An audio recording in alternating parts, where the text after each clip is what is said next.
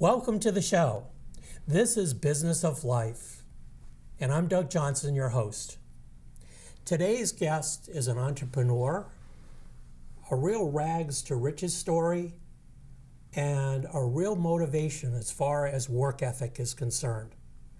Wibb Enos, welcome to the show. Thank you, Doug. It's great to be here. So happy to have you here. Thank you. Wibb is a relatively new friend, and at the age of has led a very interesting international life with many twists and turns. Yeah. First, Wibb, a little of your backstory, and I'm going to start off, and then I'm going to turn it over to you for the interesting parts. I'll do the boring parts. All right. So you grew up in West Virginia, and you have 5 or 6 brothers and sisters. That's right. Right?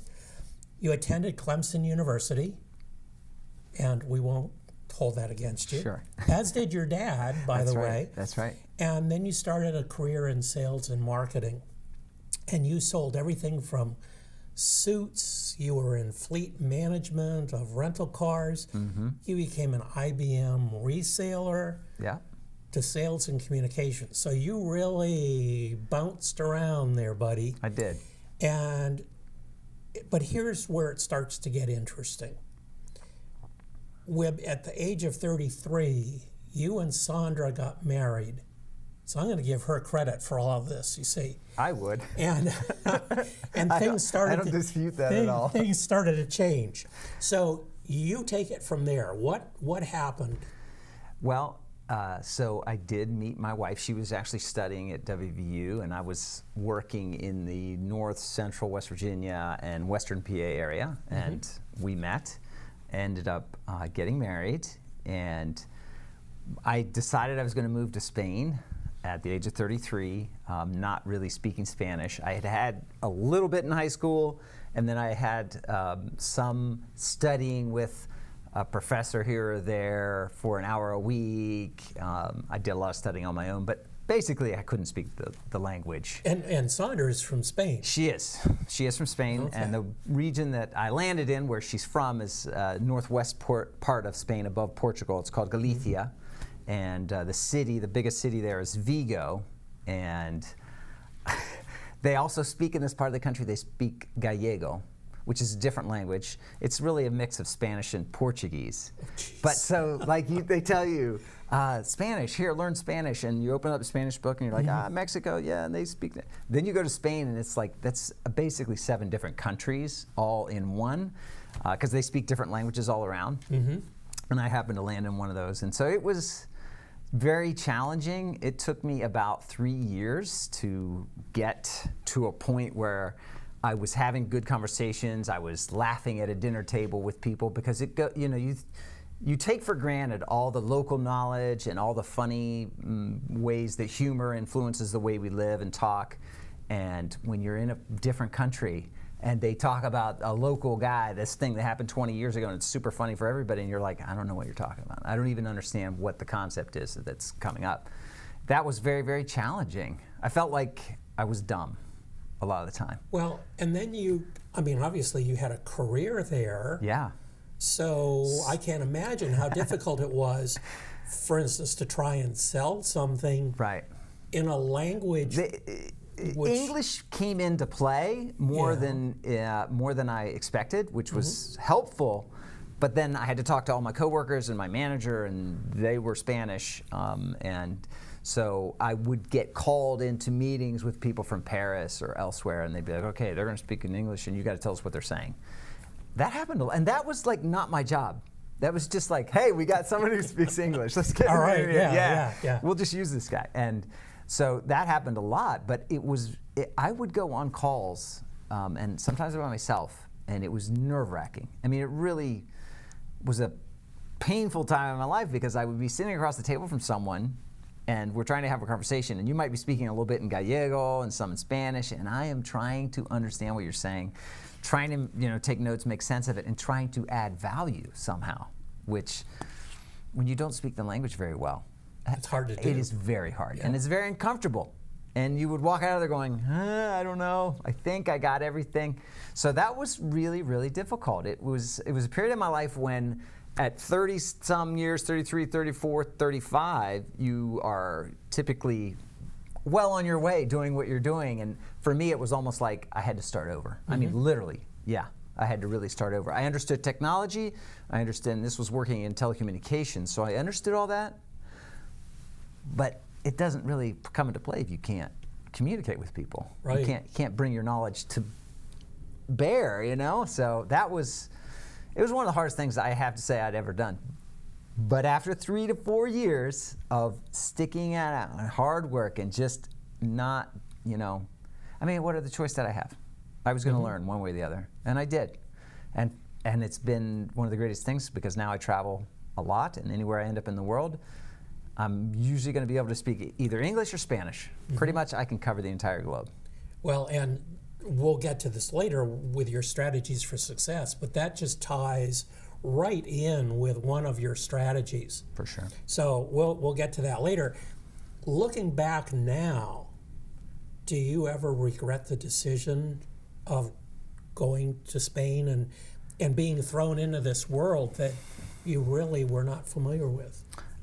I mean, no, and not in the least. I mean, especially when you look at the fact that you arrive now in your life where you are, thanks to all of this, all that path you've traveled, and it's taught you so many things, and it's made you think in a way that is the way you think now. And I often tell people, you're never more American than when you live overseas, because everywhere you go, you're American.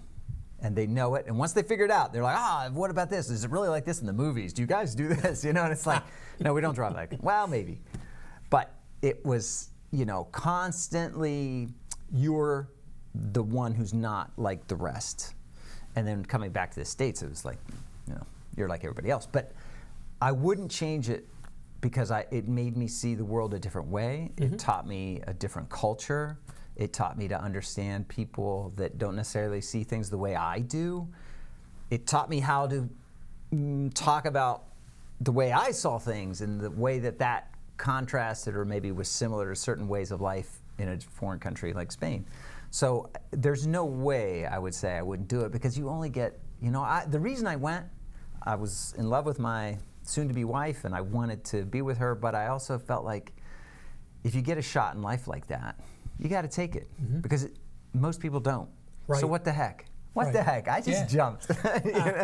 Well, go back a little bit because you talked about being in another culture and learning how to talk with people and get their points of view and express your point of view.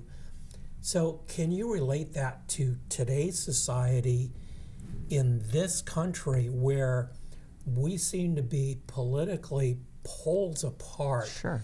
And how do you take that knowledge that you gain from doing this in another culture and apply it to today's society? And I know I'm putting you on the spot, but I think it's really important. I see where you're going. And I would say that one of the things I had to learn was to be patient. Okay. Patient to understand, because a lot of times it took time, thanks to the language. Maybe I wasn't exactly proficient during times where I'd be talking to someone, or I didn't get what they were talking about, and so I had to really listen and give it time to really understand their point of view. And then I understood that my way wasn't the only way. There's lots of ways that people think, live, what they believe, what they don't believe. I mean, everybody's entitled to their opinion, and when you're living in a society that's not where you grew up, that their schools don't operate like yours, their business structure doesn't operate like yours. Yes, it's a Western society, so yes, they believe in a lot of things that you do, but it's not the same. And that's every day. You kind of learn that it's not that big of a deal that things are different, or that maybe you have to wait longer for something, or that it doesn't work out the way you want. Yes, was I frustrated? You bet. There were times when I was like, are you kidding me? There is a better way to do this, But it didn't matter because I wasn't going to change things. So to get really wound up about it or get totally stressed out about it, and it happens to the best of us, But what's the point? What's the point to get too wound up in all this? And if you ask me today about division and the way people have a tendency, to me, I see people go from 0 to 10 like this. Bingo. And if you would just think about it and say, whoa, what's the reason it has to go? And I have conversations with my wife about this often, where a lot of times we read texts or we see things written and we put a tone in it that is ours and how we would interpret it, and we're the ones saying how it sounds, and the other person might have meant 100% something totally different. So I just try to keep a bit of a distance between this, and just everybody's different. Everybody believes what they want, and that's okay. You do know there is a website out there that you can run your texts through that will tell you what they mean. Yeah, exactly. I didn't actually. What emotion I actually didn't realize that being exhibited. Yeah. And the thing is, I don't really pay attention to that stuff. I don't really pay attention to. But other people do. I know, So but I don't know what the point congratulations to is. you. I don't know what the point is. Exactly. Why would you worry so much about all these other things and opinions and things? I worry about what's going on between you and me, my family, my business, and not much else. So, Wibb, when are you going to run for president? I would never want that job. I would never want that job. I asked a friend of mine that, who, like yourself, is just very laid back and, takes kind of a different view of it. And her response was, I wouldn't lower my standards enough. There you go. Why would I want that job? Right. I have a much better job. Exactly. What's funny is, you should say that. So my 2 sons were born in Spain, and our daughter was born in the United States. And so she's, it's funny because every now and again she'll be like, I can be president of the United States. You can't. She's 8. But that's true. Like, if you're foreign born, sure, even if you're a U.S. citizen, you're not allowed to become president of the United States. But our little girl, the 8-year-old, she's like, she will be someday. Right. Yeah. Oh, geez. Yeah. Okay, back to our timeline here. Sure. So when you were in Spain, you did some telecommunications. That's right. Sales. Started out there. And then you went into food and wine distribution. That's right. I know what a wine aficionado. Sure. You really are. Well, Talk a little bit about that. If somebody ever asked me which job do you like better, I could tell you that telecommunications does not taste as good as wine and food distribution. And it was kind of unexpected. My brother-in-law had started a business where he was distributing those products, and after a while, I'd become pretty frustrated with the work environment that I was in, and he said, "Hey, why don't you come help me?" So I took him up on that offer, and it was something I just unexpected. Again, I didn't think I would end up where I did there, but we got to choose. We would have wineries that would come to us. They would always be like, "Here, these are their new wines. These are wines. Try these wines." I literally had thousands of bottles of wine from people who wanted us to distribute their products to choose from, and I was always like, "This is amazing. This is the best job," because it was like, try a bottle, pop the cork. I'd have friends come over. We'd have dinners and things on the weekends. I'd be like, "Guys, we got to try this wine. It's a new one, or this one." I loved it. It was a lot of fun, and I got to know a lot about the different wineries in the different regions of Spain, the different grapes. Like if I buy a bottle of wine now, I'm very interested in what grape it is, the varietal, where it comes from, and all that stuff. I never really paid much attention to. But now, and I get asked about wine often, and I'll always say, "Do you like it? Like, did you like drinking that wine? Yep. I don't care what it cost. If you liked it, success." Go for it. Yeah. Jeez. That's a great So wine. you did that for a while, and then you had an opportunity to come back to the States. And meanwhile, Sandra started a little business. That's true. And the opportunity really arose from financial crisis in the United States, 2008, 2009. By 2010, it had impacted Europe. I mean, it had already started, but Europe just got crushed in a sense, and Spain very much so. So we were in a period of like, there's not much going on.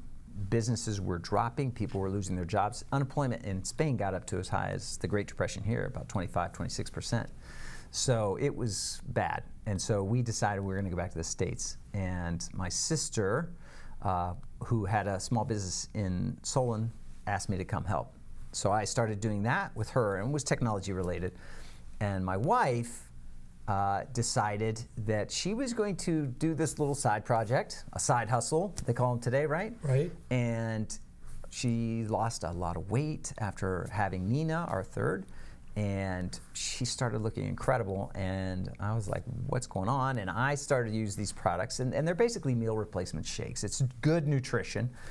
And little by little, as she became just really, she became so healthy, and she focused on her nutrition and focused on her fitness, other people started to notice and they asked her about it, what were you doing? And she basically, that's how her business started.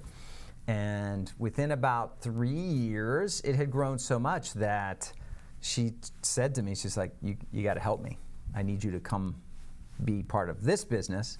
So I left the business I was doing previously with my sister, and I started to dedicate full time with my wife to our business, which grew. I mean, I did not expect it. I really did not. It was just amazing how much. But I attribute that a lot to my wife, how we kind of started there in the beginning. Mm-hmm. My wife is an amazing person. She is driven, very focused. She's the hardest worker. I see where she gets it from. If you knew my mother-in-law, you'd be like, yep, I see it. We call her una máquina. Es una máquina, which is like to say she's a machine. She just gets it done. And my wife, that's the kind of person she is. So I basically said, I'm with you. I'll do whatever I need to do. And from that point on, we've been growing our business, and it's a business it's direct sales, network marketing. It's grown where we have business and clients in about 26 countries. So it's international, and it's available in 95 countries, but our part of what we can do today is up to about 26. We hope to be in all 95 countries eventually. Well, and you talked, Wibb, about your phenomenal growth. In 2020, you and Sandra were the number 5 distributors in the world. That's right. Of these products. That's right. Which is really pretty impressive. I was a little shocked. I did not expect to rank so high. It definitely was a surprise. But I also, I saw that with hard work, consistency, being very focused, that it's possible. It is definitely very possible. So it was a heck of an honor, and we'll see where we shake out in 2021. Mm-hmm. But well, so going back just for a minute, you and I, when we talked about your dad, who at some point his job was eliminated in West Virginia, mm-hmm. and he had to find a job out of state, which meant that he was away from home a lot, and which meant less time, obviously, with the family. And you vowed at some point that would not ever happen to your family. And it looks to me like that's what you've done. And you have become very successful. And not that your dad wasn't, but you really seem to have climbed the hill and you're at the top. So let's talk about how you got there. Let's talk about your strategies for success. And, one of the things that we talked about, and we have talked about, one of your beliefs that you shared with me that's so very simple and yet so meaningful. Everybody has the potential to be great at something. For sure. So taking that statement, and then with your strategies for success, and let's talk about those one by one, really anyone can be successful is what you're saying, if in fact they follow some success strategies. Sure. Okay. I believe that. I do believe that. So number one, Not everybody will be successful. right? But it exists. The potential exists. And in the United States, I mean, probably more than any other country, do you have the opportunities to do and be whatever you want. Right. So really, number one that we talked about was be in good relationships. Now, obviously, being married to Sandra was being in a good relationship. That's relationship number one. Yeah. But you and I have talked about other relationships and how to build them, and how important that is. Yeah. And it's not always easy either. In our business, it is about building relationships with people because they have to trust you. They have to believe in you. A lot of what our business is most people have, it's health and wellness, but a lot of times people have tried so many things throughout their lives and it doesn't work. They give up, something doesn't. And so there are trust issues that, why am I going to talk to Wibb or Sandra? Why would I, what am I going to get from them? Why would it work this time? And that's where building a relationship with someone, getting them to believe you, to trust you, that you're going to help them, that you can. And a lot of that is we live what we do, which is so important. And you mentioned that Sandra lost a lot of weight, but in 7 years, you lost 52 pounds? That's right. As part of a healthy and active lifestyle, 52, 53 pounds, and that was about 7.5 years ago, and I've kept it off ever since because we continue to do what we preach, basically. We've just been consistent in that lifestyle. And saying that the relationships are so important, I mean, we kind of laugh about it, but my team has always been my wife, and she and I have worked together so well because when I'm down, she's up, or when she's down, I'm up, or when I need a kick in the rear, she's there, or where she needs it, I'm there. We're always bouncing ideas off each other. We're always talking to each other. That's, one of the most important people in your life is that person you're going to rely on, whether it's your wife, your sibling, a partner, whatever, a business partner, is you really need to choose well. Because that one person, the one I rely on, could be the make or break for you.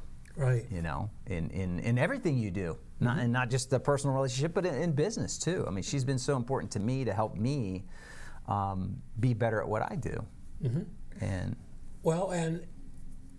I think again, you're talking about living the life.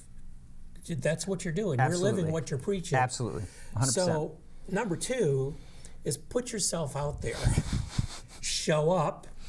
For sure. And set yourself apart, and things will happen. Yeah, we all, I think, know the thing where they say showing up is, is 90%. 90%. Yeah. And I'm like, yeah, okay, I agree with that, but I think the spirit of that is like show up and be on, be willing to go the extra distance, and putting yourself out there. I really relate that to if you go back from 45 back in my life, I was probably, I liked to be comfortable. I liked to find my place, and I tried to do well, definitely. I wanted to do well, and I wanted to earn more, so working in sales gave me that opportunity.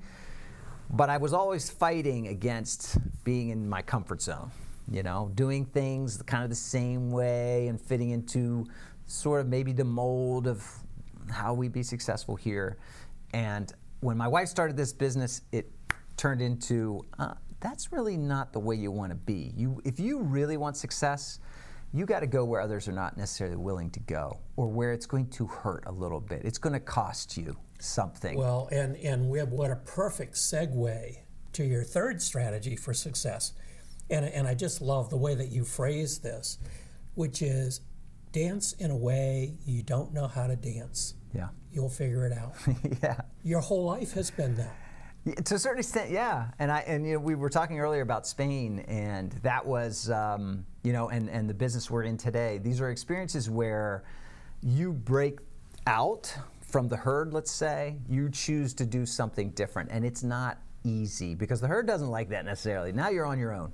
But that's where real things, real success, real change, real growth happens when you decide to do something different.